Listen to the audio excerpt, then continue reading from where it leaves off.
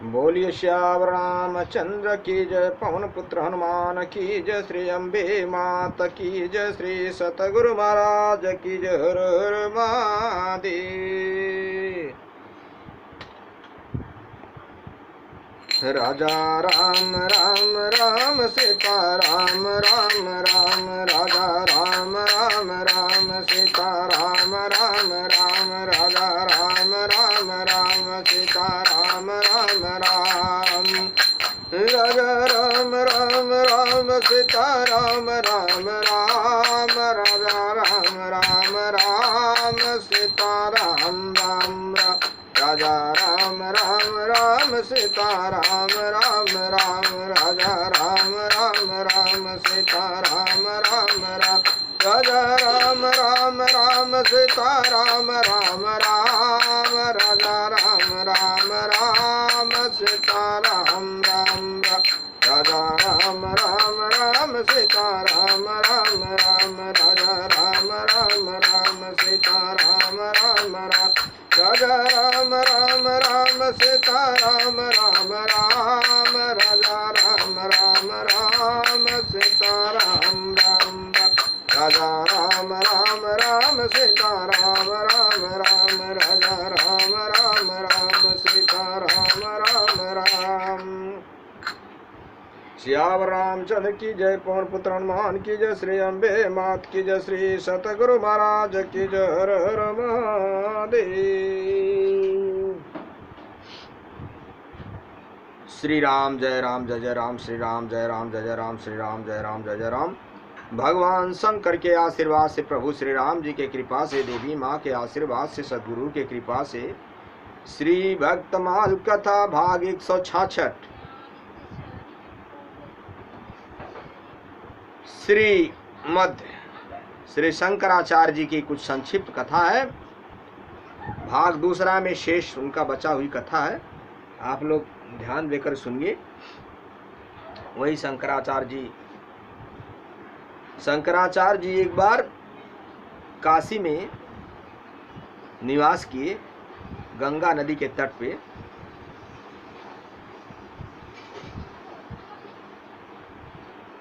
तो आगे की कथा है।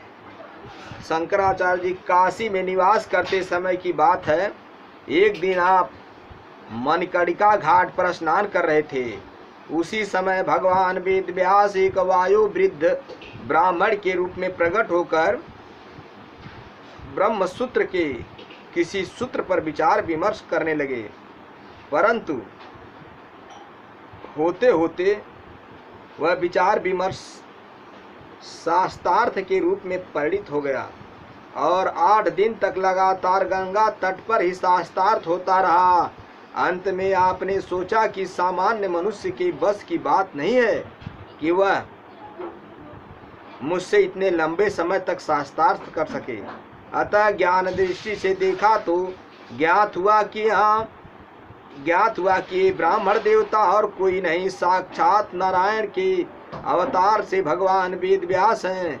उस समय आपके शिष्य पद्माचार्य जी ने भी आपको इस श्लोक के माध्यम से संकेत किया।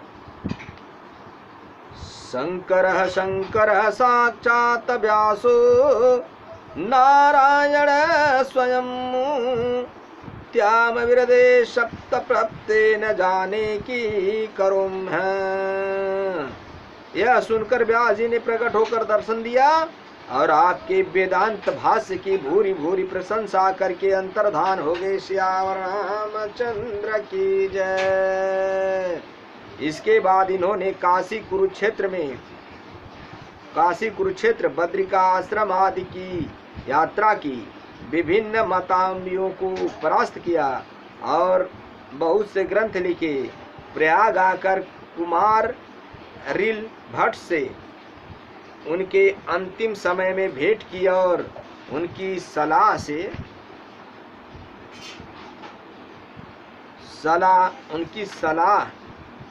से महिष्मती में मंडन मिश्र के पास जाकर शास्त्रार्थ किया।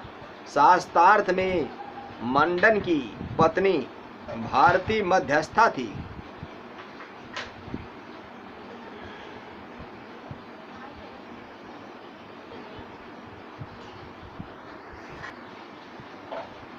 मध्यस्था थी। शास्त्रार्थ में शंकराचार्य जी ने मिश्र जी को हरा दिया। तब भारती ने कहा कि मुझ अर्धांगिनी को हराए बिना आप विजयी नहीं हो सकते। तब आपने भारती से शास्त्रार्थ किया। उसने रति शास्त्र संबंधी प्रश्न किए। उनके उत्तर के लिए इन्होंने 6 मास का समय मांगा और अपने शिष्यों से कहा कि मैं मृत राजा अमरूक के शरीर में प्रवेश श्रृंगार रस का अध्ययन करूंगा। तब तक मेरे भौतिक शरीर की रक्षा करना। यदि वहां से वापस लौटने में मुझे विलंब हो जाए तो मेरे पास आकर मुझे मोह मुद्गर के श्लोक सुनाना। राजा अमरूक के मृत शरीर में प्रवेश कर शंकराचार्य जी ने रति शास्त्र का अध्ययन किया। तत्पश्चात उनके शिष्यों ने मोह मुद्गर के श्लोक उन्हें सुनाए और वे राजा अमरूक का शरीर छोड़कर पुनः अपने शरीर में आ गए। भारती के प्रश्न का उत्तर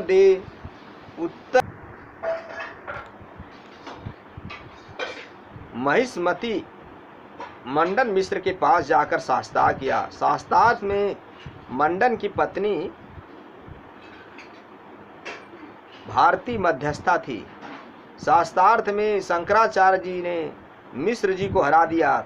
तब भारती ने कहा कि मुझ अर्धांगिनी को हराए बिना आप विजयी नहीं हो सकते। तब आपने भारती से शास्त्रार्थ किया। उसने रति शास्त्र संबंधी प्रश्न किए। उनके उत्तर के लिए इन्होंने 6 मास का समय मांगा और अपने शिष्य से कहा कि मैं मृत राजा अमरूक के शरीर में प्रवेश कर श्रृंगार रस का अध्ययन करूंगा। तब तक मेरे भौतिक शरीर की रक्षा करना। यदि वहां से वापस लौटने में मुझे विलंब हो जाए तो मेरे पास आकर मुझे मोह मुद्गर के श्लोक सुनाना। उस राजा अमरूक के मृत शरीर में प्रवेश कर शंकराचार्य जी रति शास्त्र अध्ययन किया। तत्पश्चात उनके शिष्यों ने मोह मद्रूक के श्लोक उन्हें सुनाए और वे राजा अमरूक का शरीर छोड़कर पुनः अपने शरीर में आ गए। भारती के प्रश्नों का उत्तर दे उसे निरुत्तर किया। अंत में मंडन मिश्र ने शंकराचार्य का शिष्यत्व ग्रहण किया और उनका नाम सुरेश्वराचार्य जी पड़ा। इससे आपकी ख्याति बहुत फैल गई। एक बार की बात है, शास्त्रार्थ में अपने सेवड़े प्रतिपक्षियों को परास्त किया। पराजित सेवड़ा लोग अपने राजा के पास पहुँचे। राजा ने सेवड़े की बात नहीं मानी। तब सेवड़े को यह भय सताने लगा कि कहीं हमारा राजा शंकराचार्य जी का शिष्य न बन जाए। अतः उन्होंने राजा तथा शंकराचार्य जी को मार डालने का एक षड्यंत्र रचा। सेवड़े का गुरु राजा एवं शंकराचार्य जी को लेकर एक ऊंची छत पर चढ़ गया और उसने तंत्र बल से ऐसी माया रची कि चारों ओर जल ही जल हो गया। धीरे धीरे जल बढ़ता हुआ छत तक आ गया। सेवड़े के गुरु ने माया की नाव बना दी और राजा से कहा कि इस पर चढ़ जाओ, नहीं तो जल में डूब जाओगे। राजा जैसे ही नाव पर चढ़ने लगे, शंकराचार्य जी ने उन्हें नाव पर बैठने से मना कर दिया और पहले सेवड़े को चढ़ने को कहा। सेवड़े जैसे ही नाव पर चढ़े, माया की नाव और जल गायब हो गया और वे लोग छत से नीचे गिर गए। उन सेवड़े के शरीर भग्न हो गए। राजा उनकी चाल और शंकराचार्य का प्रभाव समझ गए और उनके चरणों पर गिर पड़े। श्याम रामचंद्र की जय। तत्पश्चात आचार्य ने विभिन्न मठों की स्थापना की और उनके द्वारा औपनिषद सिद्धांत की शिक्षा दीक्षा होने लगी। श्याम रामचंद्र की जय। आचार्य ने अनेक मंदिर बनवाए, बहुत से लोगों को सन्मार्ग में लगाया और कुमार्ग का खंडन करके भगवान के वास्तविक स्वरूप को प्रकट किया। आपने भारतवर्ष के चारों कोने पर 4 मठों की स्थापना की और वहां अपने शिष्य को नियुक्त किया। पूर्व में श्री जगन्नाथपुरी, उड़ीसा में गोवर्धन मठ, दक्षिण में श्रृंगेरी मठ, पश्चिम में द्वारिकापुरी में शारदा मठ और उत्तर में ज्योतिर्मठ की स्थापना, ज्योतिर्मठ की आपने स्थापना की मठ की। इन मठों के मठाधीश आज भी श्रीमद आद्य शंकराचार्य के, आदि गुरु शंकराचार्य के नाम पर शंकराचार्य कहे जाते हैं। यद्यपि आपका लौकिक जीवन काल अत्यंत अल्प, मात्र 32 वर्ष ही रहा, परंतु इतने कम समय में ही आपने छोटे बड़े 262 ग्रंथों की रचना की, जिनमें प्रस्थानत्रय, ब्रह्मसूत्र, उपनिषद और गीता प्रभाष्य ही आपके यश को अमर रखने में पर्याप्त है। श्याम रामचंद्र के जय। श्री प्रियदास जी के मुखारबिंद से कुछ गीत के माध्यम से इनका वर्णन है। विमुख समूह लेख किए सनमुख श्याम, अति अभिराम लीला जग विसतारी है। शिवरा प्रबल वास के राजों फल रहे, गए नहीं जाई बादी सूची बात धारी है।